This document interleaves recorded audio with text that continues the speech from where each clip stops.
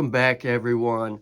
Today I got a brand new video for you. It's really interesting and very informative, and I think you guys will really like this. So stay tuned, everyone.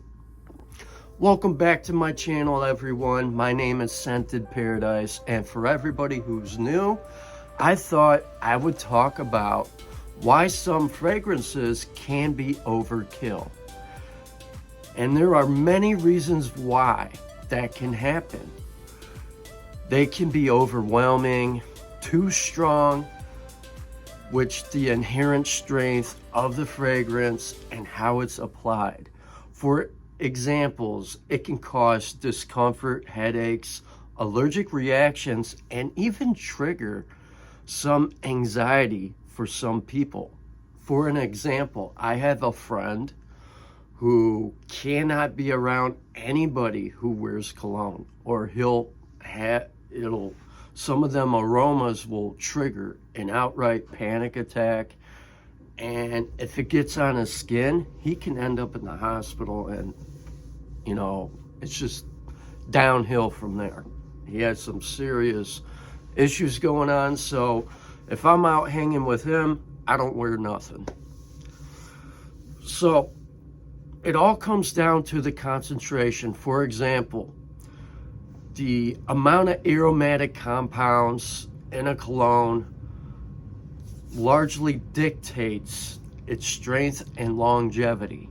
For example, Eau De Parfums can range anywhere from 15 to 20% oil concentration, and EDPs typically have a powerful and long-lasting scent, requiring fewer sprays. Now, Eau De Toilettes or Eau De Colognes are lighter concentrations which has less oil and are designed to be more refreshing and short-lived, which requires the wearer to reapply. And that's where you can end up spraying too much, but it's okay because they're less oil, not as very strong, and it can be tolerable.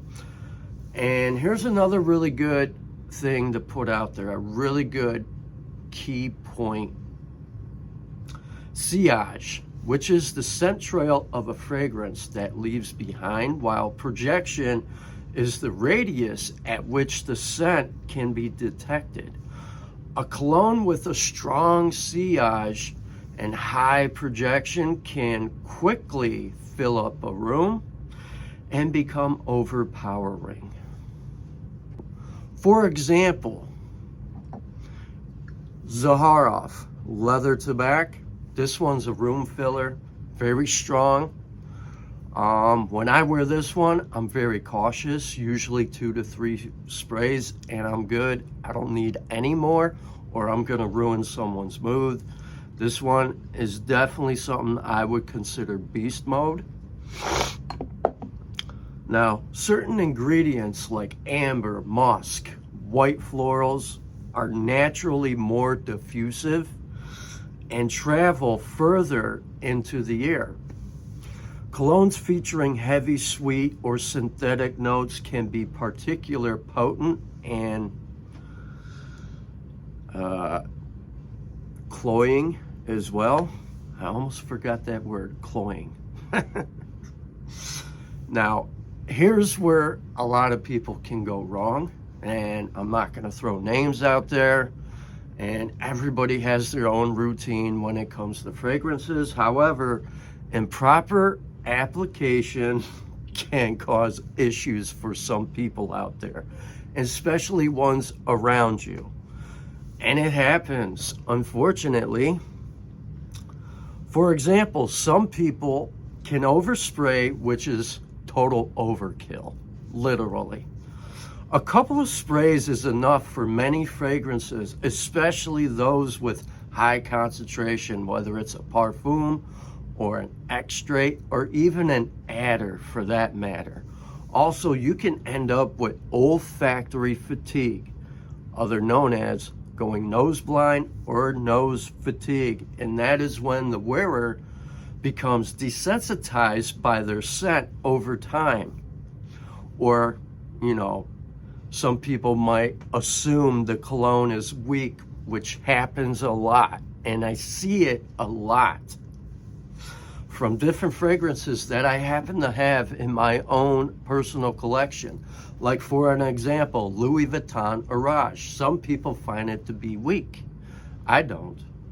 And I think some of them guys might be going through nose fatigue. And it just happens. And that's when you're like, oh man, I just wasted money on this cologne and it's weak, when it really isn't. I get a good 8 hours out of that fragrance. Now, if you spray up around here on your neck, there is a good chance you're gonna go nose blind, you're gonna get nose fatigue, because it's gonna mess with your nose receptors, and that's when it becomes desensitized. So, when in reality, the cologne itself isn't really weak. Now, don't get me wrong, there is some weak fragrances out there that has weaker sillage and projection, but the longevity is really good. And this can really cause a person to spray more cologne because they can't smell it anymore, which creates that overpowering scent cloud for other people that's going to be disappointed and probably be like, man, go home, shower, something that is giving me a headache. And actually that happened to my mom. I'd say a few weeks ago when I got one of my newer fragrances. I only did 2 sprays and it filled up the room, the kitchen. She did not really like that one because, you know, she goes for certain scent profiles, but I like that one. And the one I'm talking about is by Gritty. See if I can get the name to focus here. I think it's Biosinat. And this one is similar along the lines of Louis Vuitton Ombre Nomade. What I really get here is a smoky leather and some oud without the raspberry. It's such a beautiful fragrance. A lot of people slept on it, and I can understand why, because it's not a mass appealing scent that everybody's gonna reach for or gravitate. It's really for people who really appreciate a unique, distinct scent profile, and that they like something very sophisticated and mature. So with that being said, it's just not worth having overkill or overpowering scent cloud if you spray too much. It's just bad for business. All right, moving on. Here's another thing that can happen as well. Spraying cologne directly on clothes rather than on skin can create a more concentrated and intense aroma that doesn't develop naturally. Applying it near your face or nose can also cause you to go nose blind. And if you apply too much, then you're just wasting juice at that point. Now, here's a really good example where if you spray something like this up near here, or if it gets on your face or by your nose, it's a done deal. You're going to get nose fatigue. You're not going to smell it. And let alone Mancera Intense Cedrat Boise. This is loud, very intense. All the notes in this one is amped up. And this is an Extrait de Parfum.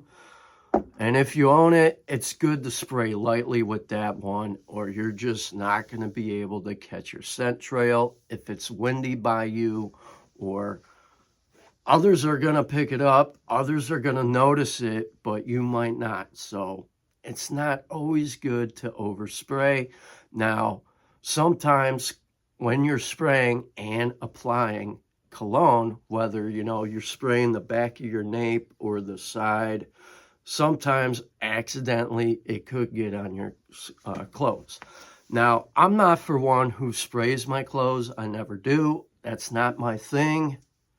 And I know a lot of people do. They do what they want. And by all means, if that's what you like to help longevity, then be my guest. Do what you'd please. And it's okay. However,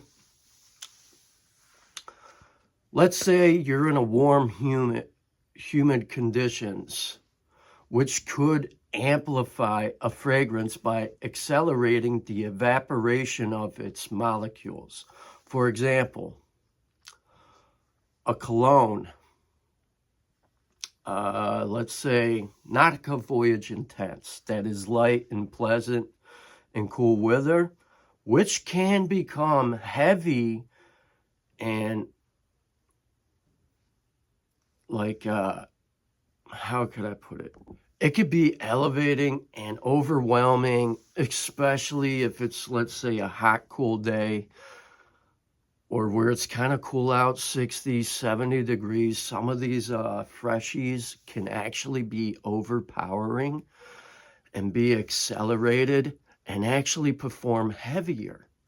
So, you know, a lot of these freshies are really good for extreme high heat, where the hot sun can elevate some of them notes to make it a little more light, where it's still noticeable and not overwhelming.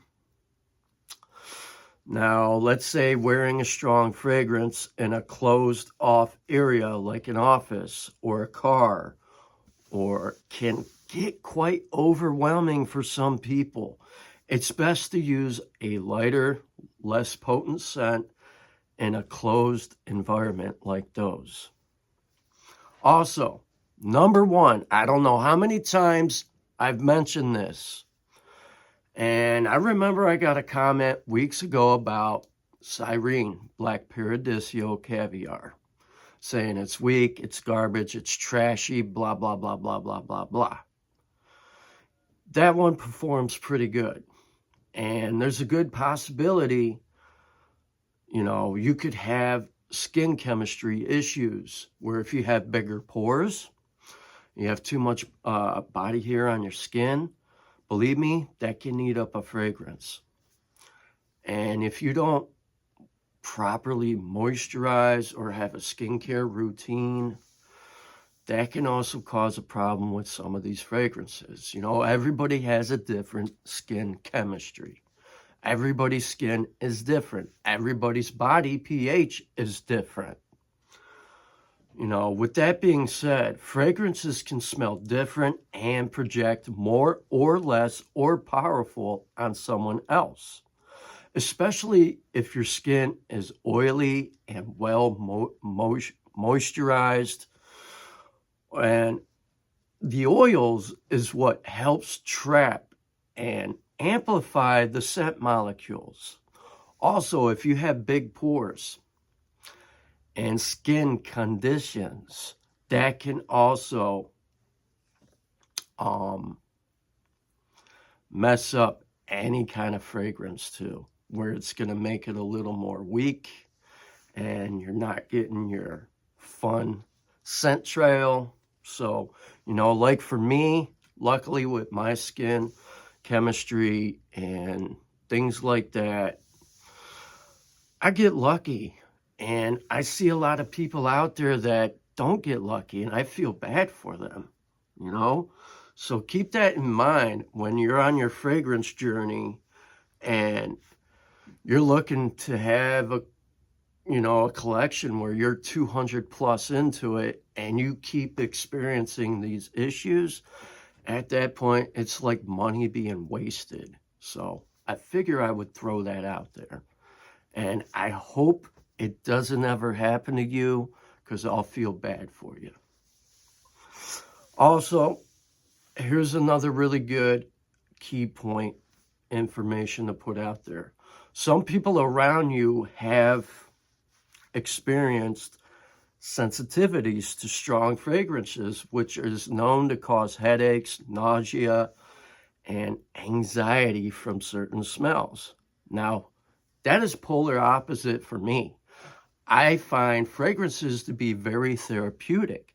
If I'm having a bad day, I come down to my happy place, I smell a cologne, boom, my stress is gone, my worry's gone, and I'm feeling better. So it can go both ways for some people.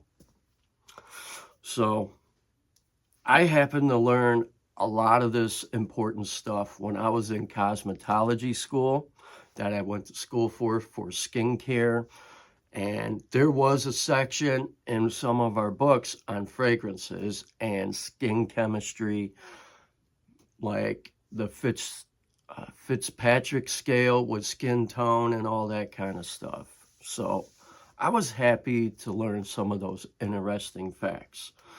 Also, what may be pleasant for you can also be an unpleasant trigger for another. So using cologne, here's another important thing. And some of you guys might find it funny or disgusting. I kind of find this to be humor. So using cologne to mask body odor instead of showering, oh God. And you know what? As sad as it can be, there's actually people out there that probably don't shower and they're scared of the water, but you know what? There's no alligators in the water. Just kidding. There is some people out there, and I feel sad for them. They could be suffering from a mental issue, who knows? But not showering and wearing cologne to mask that odor is offensive and unbearable for scents. So with that being said, guys, I thought I would do a video on some of these key factor points when it comes to fragrances and put that information out there, especially for new people who are starting a new fragrance journey and that are brand new and want to have a collection. I thought I would just throw this out there and address it because it's really good information to know. All right, everybody? If you like this video, hit the thumbs up. Be sure to like, share, and subscribe to more new content every day. Have a great week, everybody. Enjoy your weekend. Stay safe. God bless, and smell your best.